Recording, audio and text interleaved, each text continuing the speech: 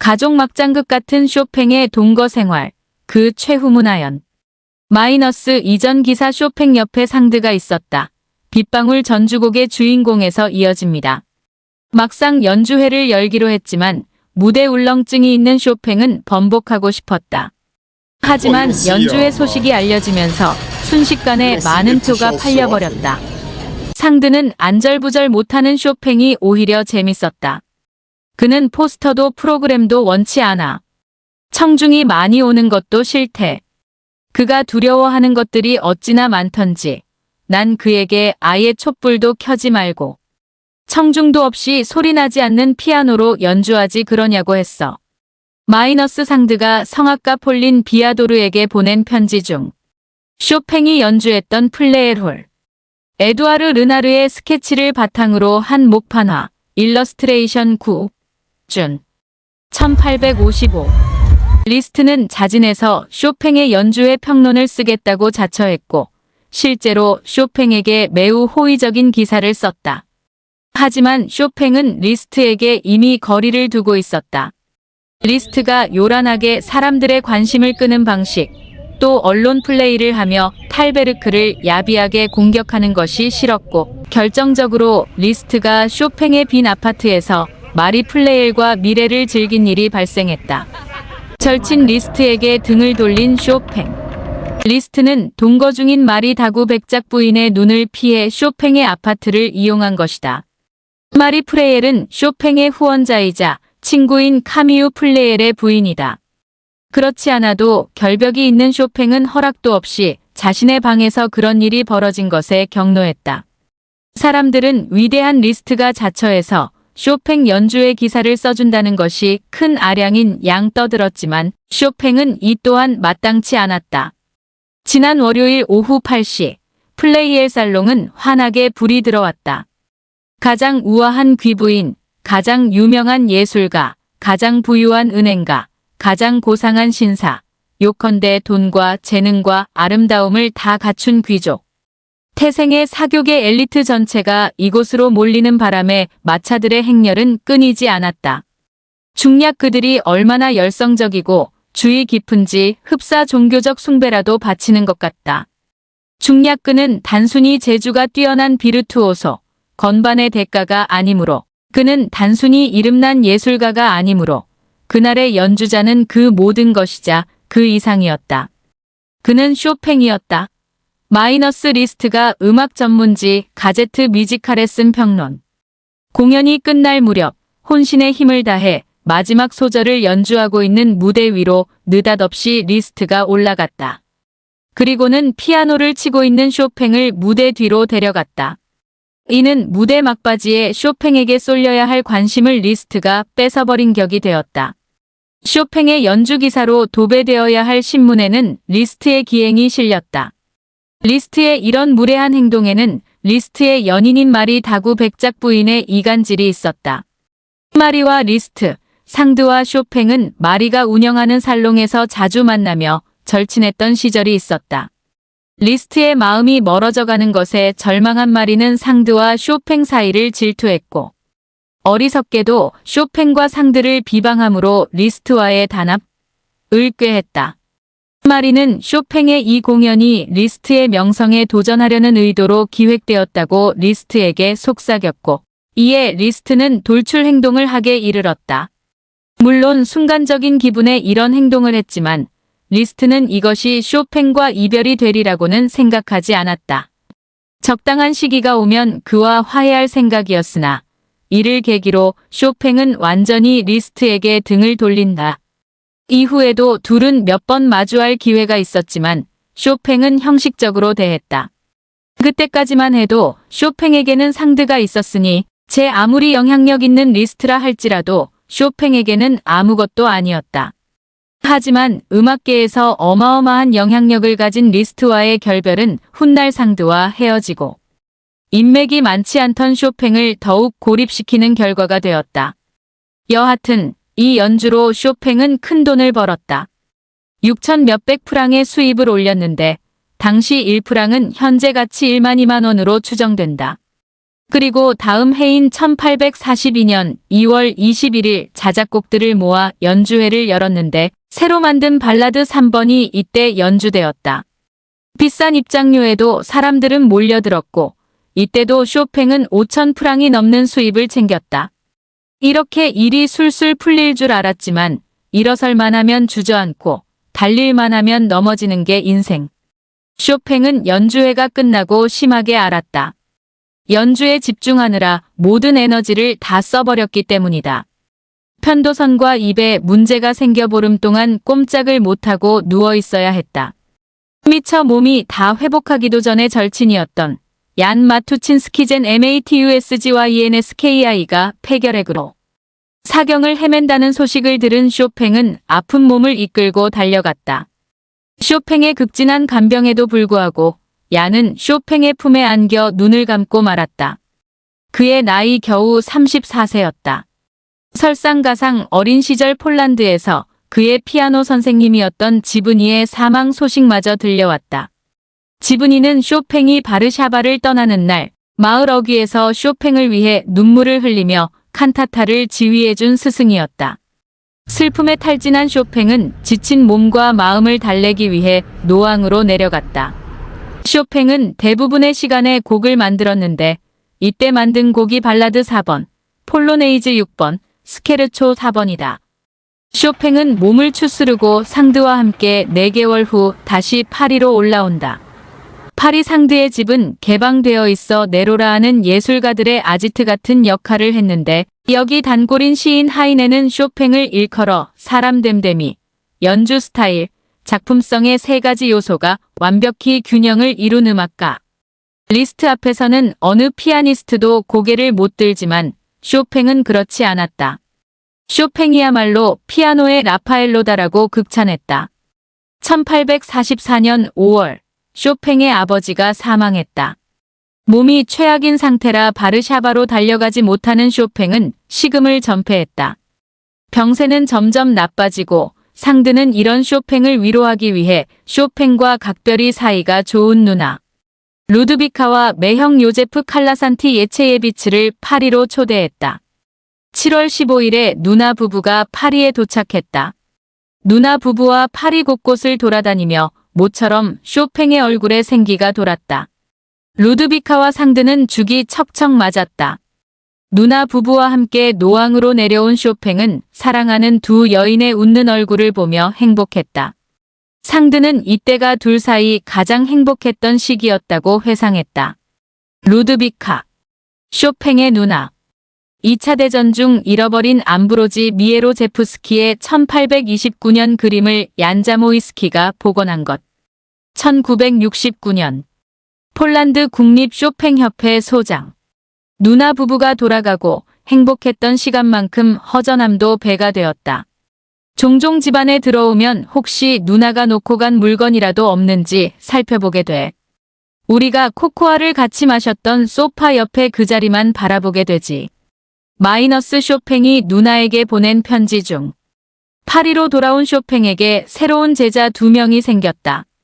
엄청난 재산을 상속받은 스코틀랜드의 갑부제인 윌헬미나 스털링과 마르첼리나 차르토리스카 공주인데 이 두 사람은 외로운 쇼팽 말년에 중요한 역할을 한다. 쇼팽 가족의 막장극. 이후부터 상드와 쇼팽 사이에 틈이 생기기 시작하는데 갈등의 1차 원인은 상드 아들 모리스가 쇼팽과 상드 사이를 질투해서 사사건건 쇼팽과 갈등을 만들었기 때문이다. 노앙에서 쇼팽의 방은 2층이었는데 쇠약해진 쇼팽은 혼자 계단을 올라갈 수 없어서 하인이 들어서 옮겨줘야 했다. 쇼팽의 손발이 되어주던 이 하인을 벼랑간에 모리스는 해고해버린다. 이에 쇼팽은 반발하였으나 노왕의 주인은 상드. 상드는 아들의 손을 들어주고 쇼팽은 이 집에서 존재감을 잃어갔다. 게다가 상드는 아이들이 어린 시절부터 줄기차게 아들만 편애했다. 딸 솔랑주는 마음 둘 곳이 없어 쇼팽에게 의지했고 그 바람에 가족끼리 2대2 구도가 돼버렸다. 이에 상드의 심기는 더 불편해졌다. 상드와 쇼팽이 뜨거운 시절이었다면 이 정도 갈등은 아무것도 아니었을 수도 있었겠지만 상드는 아픈 쇼팽을 돌보는데 지쳐 있었다. 게다가 이미 다른 사람이 상드의 눈에 들어오기 시작했다. 약해진 몸으로 상드와는 오래전부터 플라토닉한 관계만을 이어온 터라. 쇼팽은 열정에 불타는 상드에게 아무것도 해줄 수 없는 자신이 무기력하기만 했다. 쇼팽은 질투나는 마음을 침묵과 굳은 얼굴로 표현했고 뚱하게 자신을 대하는 쇼팽이 상드는 점점 못마땅했다. 피아노 치는 쇼팽과 그것을 듣고 있는 상드. 우편 엽서 에이달프 KARPELLUS 1917 WIKIGALLERY 솔랑주가 조각가 장마이너스 바티스트 오기스트 클레쟁제와 결혼했다. 쇼팽이 알아본 바에 의하면 클레쟁제는 난폭해서 애인을 때리고 도박을 일삼으며 불성실한 사람이었다. 이 사실을 상드에게 알렸지만 상드는 쇼팽의 이런 조언을 무시했다. 오히려 쇼팽에게 결혼 사실을 알리지도 않았고 쇼팽은 신문에 난 광고를 보고 솔랑드의 결혼 날짜를 알았다. 서운한 마음이 들었지만 쇼팽은 거액의 축의금과 함께 내가 하는 모든 일과 앞날에 항상 하느님의 도움이 있기를 행복하고 평온하게 살기 바란다. 너를 정말 아끼는 쇼팽이란 편지를 보낸다. 하지만 결혼하자마자 클레쟁제는 본색을 드러내며 솔랑주가 지참금으로 가져온 돈을 흥청망청 다 써버리고 노왕으로 내려가 상드에게 돈을 요구한다. 이 과정에 모리스와 클레쟁제 사이 큰 싸움이 일어났다. 클레쟁제는 망치를 들어 모리스를 치려하였고 이에 흥분한 상드는 클레쟁제의 뺨을 때렸다. 클레쟁제는 상드를 가격했고 상드는 나가떨어졌다. 모리스가 총을 들고 오고 하인들이 총출동해 클레쟁제를 제압하면서 이 막장극은 끝이 났다. 화가 난 상드는 딸 부부를 당장 내쫓았다. 빈몸으로 쫓겨난 솔랑주는 임신 초기라 몸 상태가 좋지 않았고 이에 파리에 있는 쇼팽에게 편지를 보내 노왕에 있는 쇼팽의 마차를 빌려달라고 부탁한다. 연락을 받은 쇼팽은 아무 사실도 모른 채 그저 모녀간의 말싸움 정도로만 생각하고 곧바로 상드에게 마차를 보내달라는 편지를 쓴다. 상드는 솔랑주의 편을 드는 쇼팽에게 배신감을 느꼈다. 결국 이 일로 상드는 이별을 선언한다. 1847년 6월 28일이었다. 쇼팽이 가장 사랑했으나 장례식에도 오지 않은 연인 사연 있는 클래식 프레데리크 쇼팽 6탄 마지막 회. 마이너스 이전 기사 가족 막장극 같은 쇼팽의 동거 생활. 그 최후에서 이어집니다. 상드와 이별한 쇼팽은 멘붕에 빠졌다. 상드는 쇼팽을 떠났지만 쇼팽은 상드를 떠나지 못했다. 쇼팽의 지인들은 혹시라도 그가 힘들까봐 상드의 이야기를 꺼내지 않았는데 쇼팽은 입만 열면 상드였다. 설상가상 마리아 보진스키의 오빠인 안토니 보진스키와 멘델스존의 사망 소식에 쇼팽의 상심은 깊어졌다. 건강상의 이유로 교습도 줄여야 했으니 생활고가 찾아왔다. 상드 없이 혼자 생활을 책임져야 하는 쇼팽은 1848년 2월 16일 플레이엘 홀에서 연주회를 열었다. 플레이엘 홀은 쇼팽이 처음 파리에 왔을 때 처음 연주한 곳이자 마지막 연주한 곳이다. 6년 만에 열린 연주회였다. 연주회는 성공적이었고 이에 고무된 쇼팽은 바로 다음 달에 또 한 번의 연주회를 열기로 한다. 하지만 2월 22일 2월 혁명이 터진다. 하루 사이에 세상이 뒤집혔다. 귀족 정부의 부정부패에 분노한 시민들이 들고 일어났다. 이 혁명의 한가운데 상드가 있었다.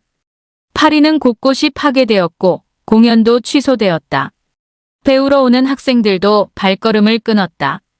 불안이 도시를 장악한 가운데 쇼팽의 제자였던 제인 스털링이 영국으로 쇼팽을 불렀고 선택지가 없었던 쇼팽은 런던으로 향한다. 런던으로 간 쇼팽, 빅토리아 여왕 앞에서 연주. 제인 스털링 1804-1859 제인 스털링은 상드와 동갑으로 쇼팽의 제자다. 오랜 시간 쇼팽을 흠모해오다 쇼팽이 상드와 헤어진 것을 알고 상드를 대신해 그와 결혼까지 생각했으나 이를 듣고 깜짝 놀란 쇼팽은 선을 그었다. 그녀는 쇼팽이 런던에 도착하자 집과 가구뿐 아니라 오선지나 코코아 같은 소소한 물건들까지 챙겨주었다. 당시 런던은 파리에서 피난온 예술가들, 베를리오즈, 탈베르크, 칼크브레너 등 넘쳐났고 쇼팽이 이 경쟁에서 살아남기가 쉽지 않았다. 뭔가 놀라운 쇼나 기술을 보여줘야 하는데 쇼팽은 이런 연주와 거리가 멀었기 때문이다. 이때 피라모니 소사이어티에서 쇼팽의 피아노 협주곡을 연주해달라는 의뢰를 받는다. 쇼팽은 이 절호의 기회를 거절했다. 연습할 시간도 부족했고 오케스트라의 수준이 자신의 기대에 미치지 않았으며 무대 공포증에 체력도 받쳐주지 않았기 때문이다. 쇼팽의 거절에 담당자는 기분이 상했지만 영국 왕실에서 연주는 가능한지 물었고 쇼팽은 이 제안은 받는다. 빅토리아 여왕을 필두로 고관대작들이 스페토드 하우스에 모였다. 여러 연주가와 성악가들이 참석한 가운데 쇼팽은 영국 피아니스트 줄리어스 베네딕트와 함께 모차르트 이중주를 연주했고 자신의 짧은 곡들도 연주했다. 빅토리아 여왕은 날마다 일기를 썼는데 이날 일기장에는 듣기 좋은 음악들이 연주되었다. 라블라슈, 마리오, 탐부리니의 노래가 좋았고 몇몇 피아니스트들이 피아노를 쳤다. 여왕의 귀에는 쇼팽은 그저 몇몇 피아니스트 중에 하나였다. 6월과 7월에 2번의 연주회를 열었고 이 공연은 어느 정도 경제적인 문제들을 해결해 주었다. 하지만 7월 말부터는 공연 시즌이 끝나버렸다. 어려움에 빠진 쇼팽에게 또다시 제인 스털링은 자신의 거주지인 스코틀랜드로 쇼팽을 초대했다. 런던에서 최악의 환경 스모그에 노출되었던 쇼팽은 스코틀랜드에 도착하자 맑은 공기, 아름다운 풍광에 한시름을 놓았다. 제인 스털링은 언니와 함께 그를 데리고 다니며 귀족들에게 소개했고 쇼팽은 에든버러와 맨체스터 등에서 몇 차례 연주회를 열었다. 특히 맨체스터에서는 무려 1200명의 관객 앞에서 연주했다. 하지만 피아니스트가 무대에 올라올 때 외양과 걸음걸이가 허약하고 고통스런 모습이었다.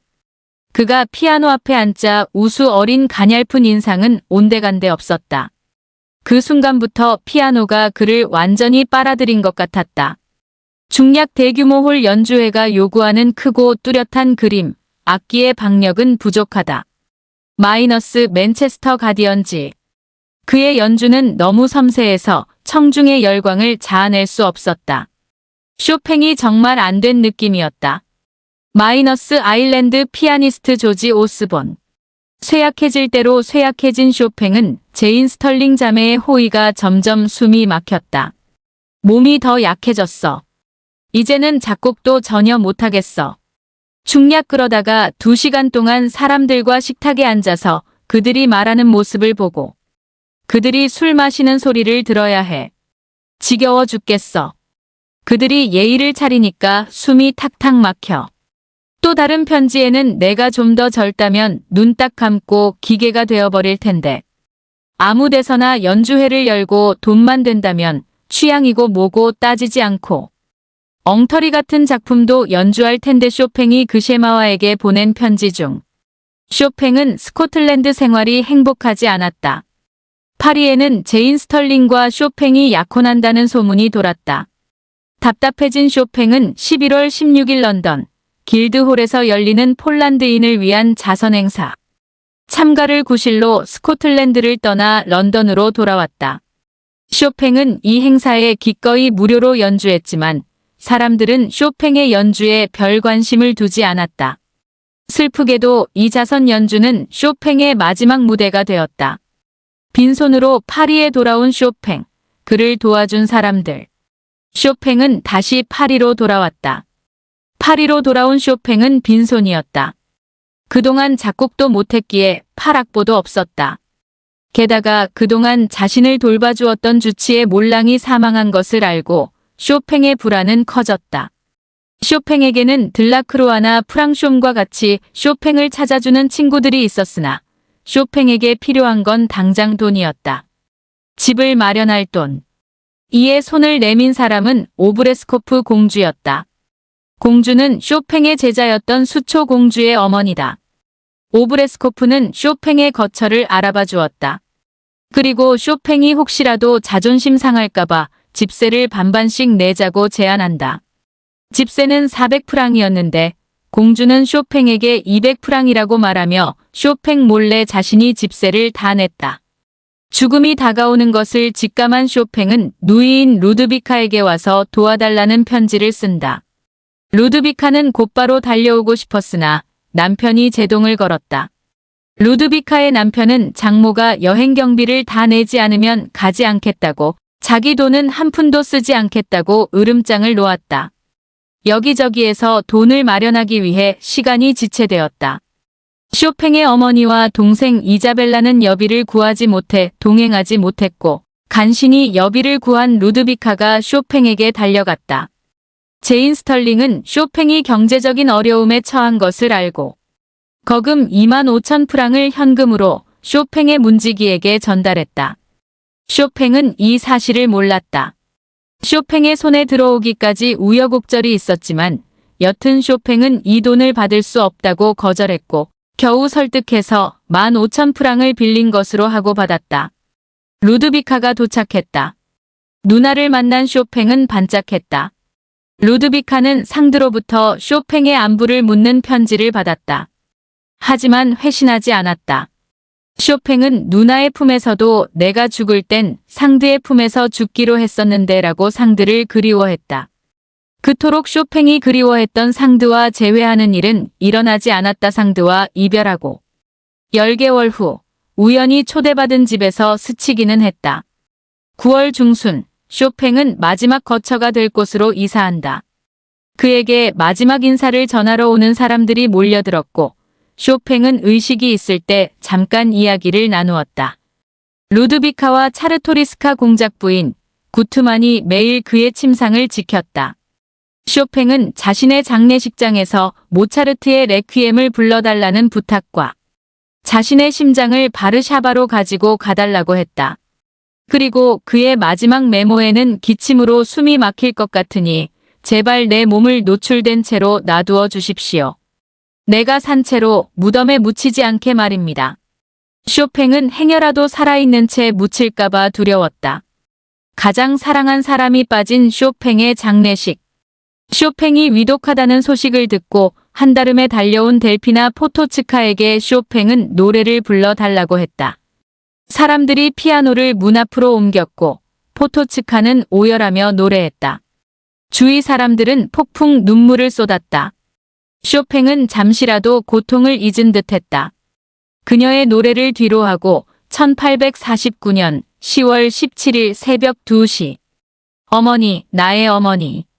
란 말을 끝으로 쇼팽은 눈을 감았다. 그의 나이 39세였다. 제인 스털링의 주도하에 장례식이 준비되었다. 하지만 장례식을 치를 마들렌 대성당에서는 여성이 성당 안에서 노래하는 것을 금지했기 때문에 모차르트 레퀴엠을 부를 수 없었다. 여러 사람의 간청으로 2주가 흐른 10월 30일에서야 성당 측의 양보로 장례식이 치러졌다. 초청된 사람들이 3,000명이 넘었다. 쇼팽이 묻힌 파리 페르라세르 묘지. 쇼팽의 바람대로 모차르트의 레퀴엠이 울려 퍼졌고 그의 전주곡도 연주되었다. 들라크루아, 차르토리스키 공, 프랑숑, 구트만이 쇼팽의 관을 들었다. 상드는 끝내 장례식에 오지 않았다. 상드를 미워했던 제인 스털링은 상드 측근조차도 장례식에 참석하는 것을 허락하지 않았다. 쇼팽의 몸은 페르라세르 묘지에 묻혔고 묘지 위로 쇼팽이 폴란드에서부터 가져온 흙이 뿌려졌다. 알코올에 담긴 쇼팽의 심장은 루드비카가 치마 속에 몰래 숨겨 폴란드로 들여와 바르샤바 성 십자가 성당에 묻었다. 리스트는 쇼팽이 죽고 그의 전기를 집필했다. 우리는 그를 보내고도 살아야 할 운명이지만 적어도 우리가 느끼는 아픔을 보여주고 싶었다. 우리 가운데 살았던 저 뛰어난 음악가의 무덤에 애석해하고 존경하는 마음을 표할 의무감을 느꼈다. 중략 가슴이 텅 빈 것 같은 이 상실은 결코 돌이킬 수 없는 것이니. 마이너스 리스트가 쓴 쇼팽의 전기네 친구 쇼팽 중. 쇼팽이 유럽을 떠돌다 그렇게 가고 사람들은 말한다. 상드 때문에 쇼팽이 일찍 죽었다. 혹은 급진했던 상드 덕택에 쇼팽이 그나마 오래 목숨을 부지했다. 남녀 사이 이별에 대한 논란이 무슨 의미가 있을까마는 확실한 사실은 쇼팽은 상드와 만나는 동안 생애 최고의 걸작들을 쏟아냈다는 것이다. 생각해보면 더 많이 그리워하는 쪽이 더 많이 사랑받고 혜택받은 건지도 모른다. 그러니 이별이 덜 아파지려면 더 많이 사랑해버리는 것도 방법이 아닐까.